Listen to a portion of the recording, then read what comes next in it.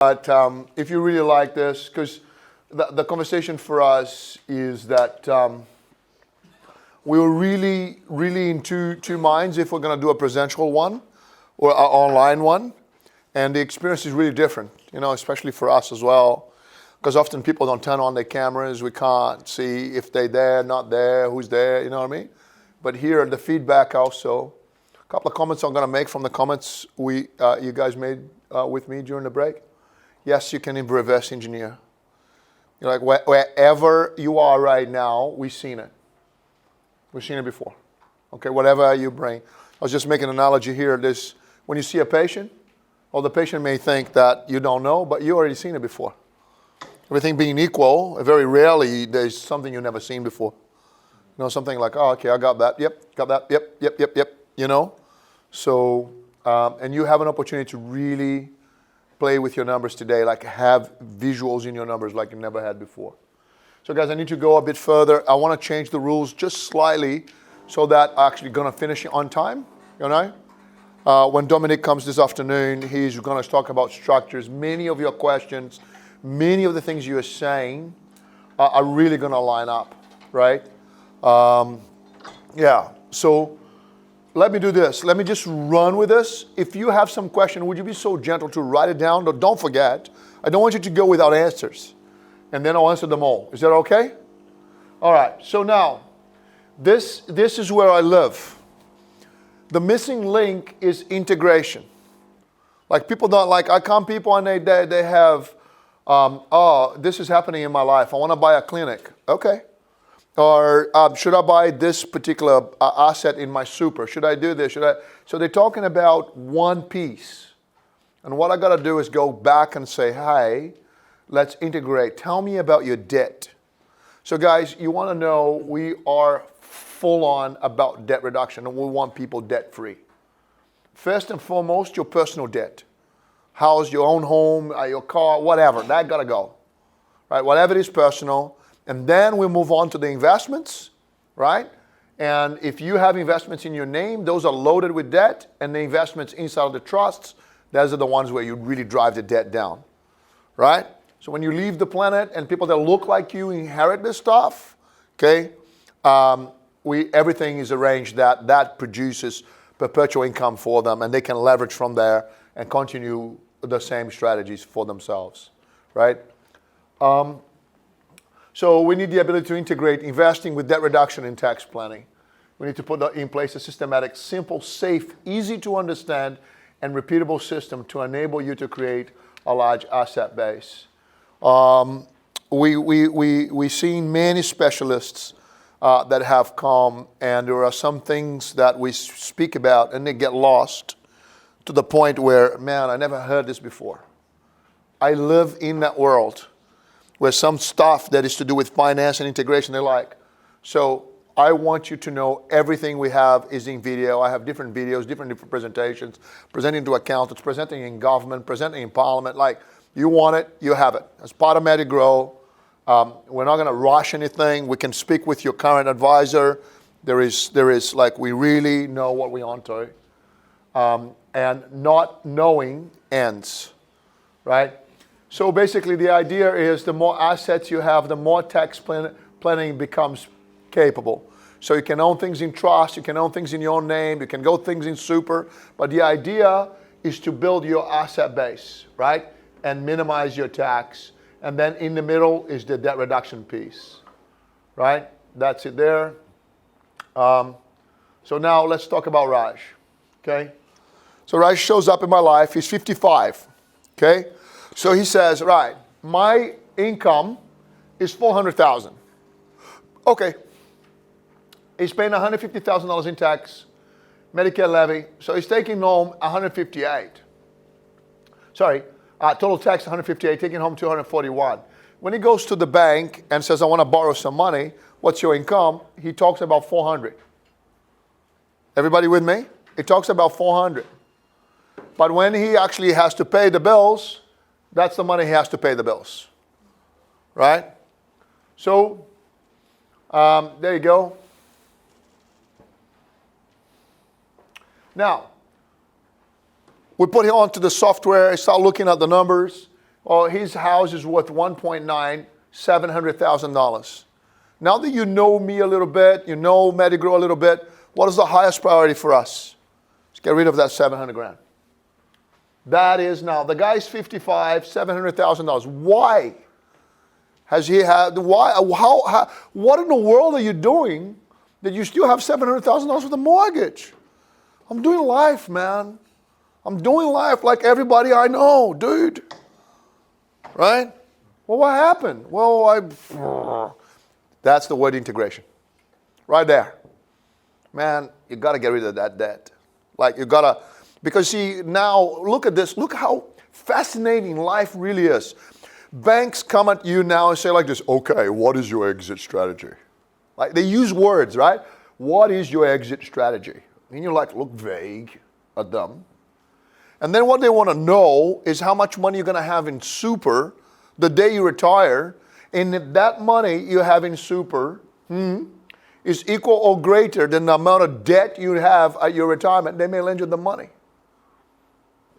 So your exit strategy is to retire, use the money in super to pay whatever debt you have got left. Can we please do that earlier? Do that earlier. Can we just leave the money in super, be the money you leave from, not to pay debt you accumulate? Do you understand? Right? So $700,000 is where we're going to go here. So currently his monthly repayments 3.8, home equity 1.2, superannuation 458. Now, when a guy shows up in your life and he has $887,000 in shares, you know he's getting advice. You know he's getting advice. Guy shows up, 55, good looking, $887,000 in shares, is getting advice somewhere. What's missing? Trust me, integration. It's loose, it's disconnected, right? So savings, $19,500. Okay. So now current real net position, right? 2.6. So all the assets minus liability. If he would retire in 14 years, he says to us, I want to retire in 14 years with 250 grand a year worth of income. Okay, fair enough. These are the numbers? Yeah, no worries. So now we punch his numbers into the software. So the software will generate, and Sam will come up, and he'll actually run a couple of case studies. And this is part of giving you tools that you have no, like you not ever again, you're going to be in a space you do not know. You will know, like you have the software, you can play with it up, down, left, right, you will know. Now Raj knows if he retires in 2036, on that day, this is the day he runs out of money. This day. My team begs me not to make this joke. Nathan's looking at me and going like, don't. Right? I can't resist. I'm going to do it. Oh, Carlos going, don't do it. Don't do it. It's going to be on camera. Right? I don't want to have to edit this out. Well, as long as he dies before this day, everything's going to be right. Right? Like, oh, dude. Like, I'm going to hear from the team later. You should not have done that joke. Right? Like, it doesn't add any value, Julia. All right? But guys, these are the numbers. How much have no feelings? Now he knows. He knows now. So he can make some adjustments. He can say, well, I want to retire in less money, Dan. Right? 200, not 250. Give me 200, Dan. Then this will last a little longer. Does it make sense? Or he may say, oh, I want to work a few more years, Dan. Right? So if what he desires right now is what the numbers you're saying, that's you. So what we know is your savings amount will be $860,000 in cash, because you told me you're saving this much cash per week. Yep. Managed funds will be 1.7 million. He already has some shares now, right? Superannuation will be that much. Julia, but hold on a second. He said 250 grand, didn't he? Yeah. Well, $250,000 in 14 years ain't going to be the same as tonight. We've got to account for inflation. So the software is taking all care of that. So the software is going to calculate that in 14 years, you're probably going to need $320,000 to buy what 250 buy tonight. Does it make sense? It's all budget. It's all in there. Got it. Now, what if I was to tell you, You saw the amount of tax this man is paying. What the software will do is like this. It's going to look at him and go, you got equity. If we to deploy your equity, and you look at your inefficiencies, software doesn't know that you are you or you are you, or no, it doesn't know about your story. Doesn't know about your fear, doesn't know about anything. It just says, right now, you can buy 3 property investments.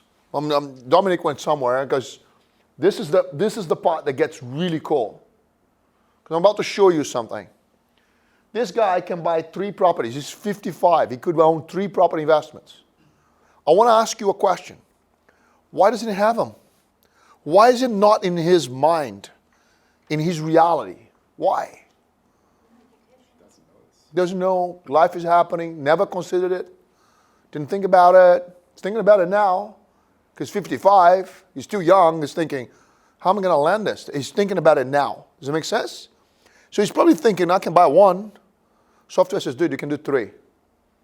And I'm going to do all the cash flow analysis for you, back to front, left, right, whatever consideration. But right now, I'm giving you the summaries. You guys got that, right? So you can do 3 property investments. And if you were to do 3 property investments, right, we're going to pick up some time. Now, I want to say something to you about the software. It's very important. This is not a financial planning software. The name of the software is WealthGo. So the question is, what is your exit strategy? Well, on the day of retirement, he would sell everything. That's no exit strategy at all. That'll be the stupidest thing you can do. Right? The best thing to do is 2 years out, you see a financial planner. When you retire, you may go, right, I retired now. After you retire, you may sell one of the properties or 2 of them, pay all the other ones, and be debt-free. You can do all sorts of things. But because I don't want this to this software to become a financial planning software, it just says that we put everything into cash, and cash performs at 1%. Right? So if you put money in the bank, it's performing at 1%. So he cashed up, sold, not his house, all his investments, and cashed up and lived off the cash. Okay? There are better strategies to do that, but for everybody to be equal, your story, your story, your story, your, so the software says, let's simplify it so you know the day you run out of money if you cashed up. Got that? Oh, I don't want to cash up, I want to do this, I want to do that. Well, then we talk in particular. Your story versus your story versus your story, and where we go, right? So, everybody okay? Yeah. But this is Raj now. What? What the software does is this. Raj, what? If you were to buy 3 property investments, you're going to get back, man, more than 25 to 30 grand worth of tax back. No. Yeah, man. No. Yeah. And what's going to happen now is all that money is going to go into your debt, or to the debt on your own home. What? You heard me. Each property is worth around $10,000 back in tax for you after Dominic does what he does. Really? Yes. What are we going to do with that money? Oh, remember, that's why I make the funny sounds. So you remember, tax back. Oh. I can see you walk into your accountant going, oh, and he goes, oh, you with MedGrow? You're one of the weird ones, yeah. Right? You know, so that's him. Software doesn't know emotions. It's just like, okay, man, you can do 3 properties right now. In 2024, you can do another one. 2026, you can do another one. Then you're going to wait a little bit. That's like, bang. And we'll take you to $7 million in net worth. Compare that to that. Same guy. What if I tell you that the bulk of the time, the properties are cash flow positive? No. Yeah, man. That's what strategies and principles are all about.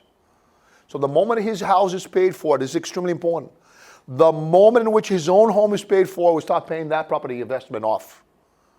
The moment that the first property investment is paid for, we start paying the second one and the third one. We're trying to clear that, not only personal, but investments as much as we can.